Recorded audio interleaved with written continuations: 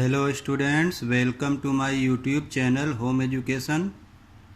Today I am going to give you a very specific lecture on intransitive and transitive verb. This is a very special topic of English grammar. So are you ready? Listen this lecture on intransitive and transitive verb very carefully and attentively. तो students, grammar के इस विशेष video को सुनने से पहले आप मेरे channel home education को सब्सक्राइब कर लें ताकि आपको ग्रामर के ढेर सारे वीडियो प्राप्त हो सकें और आपका इंग्लिश ग्रामर बहुत अधिक मजबूत हो सके। तो मैं आपको फटाफट इंट्रांजिटिव वर्ब और ट्रांजिटिव वर्ब के बारे में जानकारी देता हूं। सबसे पहले मैं आपको इंट्रांजिटिव वर्ब के बारे में बताता हूं। देखिए, मैंने यहाँ पर लिखा है इंट्रांजिटिव वर्ब। देखिए नीचे इसकी डिफिनेशन है, a verb which has no object is called intransitive verb. A verb which has no object is called intransitive verb. एक वर्ब जिसका कोई ऑब्जेक्ट नहीं होता है उसे अकर्मक क्रिया कहते हैं। कौन क्रिया कहते हैं? अकर्मक क्रिया। जिस वर्ब का ऑब्जेक्ट नहीं होता है उसे अकर्मक क्रिया कहते हैं। ठीक है, क्योंकि ऑब्जेक्ट को हिंदी में कर्म कहते हैं। अब आइए मैं आपको एग्जाम्पल्स के द्वारा समझाता हूँ। देखिए पहला एग्जाम्पल है, द सन शाइन्स ब्राइटली। सूर्य चमचमाता हुआ चमकता है। द सन शाइन्स ब्राइटली, सूर्य चमचमाता हुआ चमकता है। अब इस सेंटेंस में अगर हम देखेंगे तो ये वर्ब शाइन्स अंडरलाइन किया गया है। ये वर्ब इंट्रांजिटिव वर्ब है क्योंकि इस वर्ब का कोई ऑब्जेक्ट नहीं है। ये जो ब्राइटली है ये ऑब्जेक्ट नहीं है, ये तो एडवर्ब है। आपको पता होगा एडवर्ब में लास्ट में ly जुड़ा होता है, तो एडवर्ब ऑब्जेक्ट नहीं होता है। ठीक है, तो ये जो वर्ब है शाइन्स, ये इंट्रांजिटिव वर्ब है। दूसरा एग्जाम्पल देखिए, आई एग्री, मैं सहमत हूँ। इस वर्ब का भी कोई ऑब्जेक्ट नहीं है, तो इसलिए ये वर्ब इंट्रांजिटिव वर्ब हुआ। वी आर रीडिंग, हम पढ़ रहे हैं। ये रीडिंग वर्ब है, इसका कोई ऑब्जेक्ट नहीं है, इसलिए ये रीडिंग इंट्रांजिटिव वर्ब हुआ। रवि इज स्लीपिंग, रवि सो रहा है। स्लीपिंग अंडरलाइन किया गया है, ये वर्ब है, इसका कोई ऑब्जेक्ट नहीं है, इसलिए स्लीपिंग इंट्रांजिटिव वर्ब है। पांचवा एग्जाम्पल देखिए, द चिल्ड्रेन सैट, बच्चे बैठे।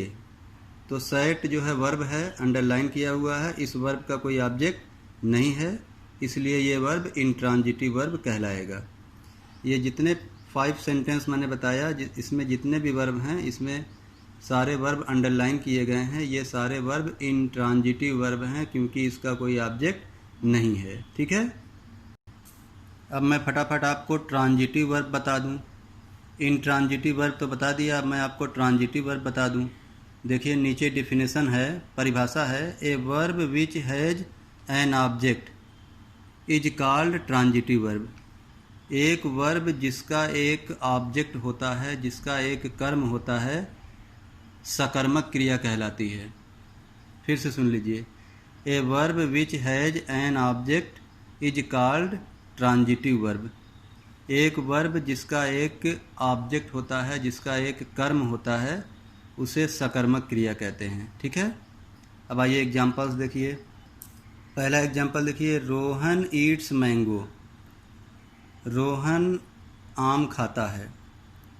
तो यहाँ पे जो ईट्स है ये ट्रांजिटिव वर्ब है। क्यों है? क्योंकि यहाँ पर इसका ऑब्जेक्ट मैंगो है। ठीक है, रोहन ईट्स मैंगो। अगर आप कहें रोहन क्या खाता है, इस तरह से अगर आप क्वेश्चन बनाएं, रोहन क्या खाता है, तो उत्तर आएगा रोहन ईट्स मैंगो। तो जब क्या से आप क्वेश्चन बनाएंगे तो उत्तर मैंगो आ रहा है, तो समझ लीजिए ये ऑब्जेक्ट है। ठीक है, रोहन ईट्स मैंगो, रोहन आम खाता है, तो ये मैंगो ऑब्जेक्ट है, तो इसलिए ये ईट्स ट्रांजिटिव वर्ब कहलाएगा। इसी तरह से Radha drives the car, Radha car drives करती है, राधा कार चलाती है, तो अगर आप इसमें क्वेश्चन करें what does Radha drive, Radha क्या चलाती है, तो आंसर आएगा कार, तो कार ऑब्जेक्ट हो गया। ठीक है, तो इसलिए ड्राइव्स ट्रांजिटिव वर्ब हुआ। इसी तरह से ही रोट ए लेटर, वह एक पत्र लिखा। ठीक है, तो ये रोट जो है ट्रांजिटिव वर्ब हुआ।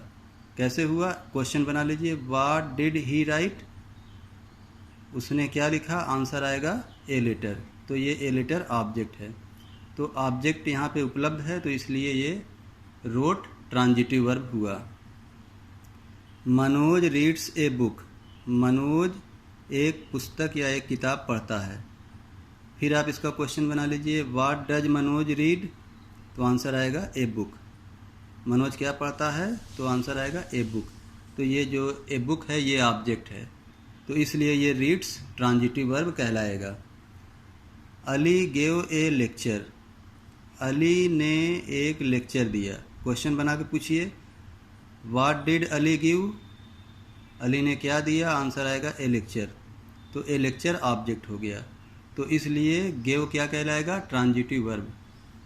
तो जिस सेंटेंस में ट्रांजिटिव वर्ब होते हैं उसमें अगर आप इंट्रोगेटिव बना लेंगे, जैसे मैंने बना के आपको दिखाया, उसका आंसर ऑब्जेक्ट आया, ठीक है, तो आपको पता चल जाएगा कि उस सेंटेंस में ऑब्जेक्ट है। और जिस सेंटेंस में आप ऐसा क्वेश्चन नहीं बना पाएंगे, जैसे कि इंट्रांजिटिव वर्ब वाला सेंटेंस है, उसमें आप ऐसा क्वेश्चन नहीं बना पाएंगे। ठीक है, तो ये रहा आपका वीडियो। ठीक है, कैसा लगा आपको, अपनी प्रतिक्रिया करिएगा। इस वीडियो को आप सुन करके इस पे नोट्स बनाइएगा और इस वीडियो को शेयर करिएगा और मेरे चैनल होम एजुकेशन को सब्सक्राइब करिएगा। ओके, थैंक यू, जय हिंद।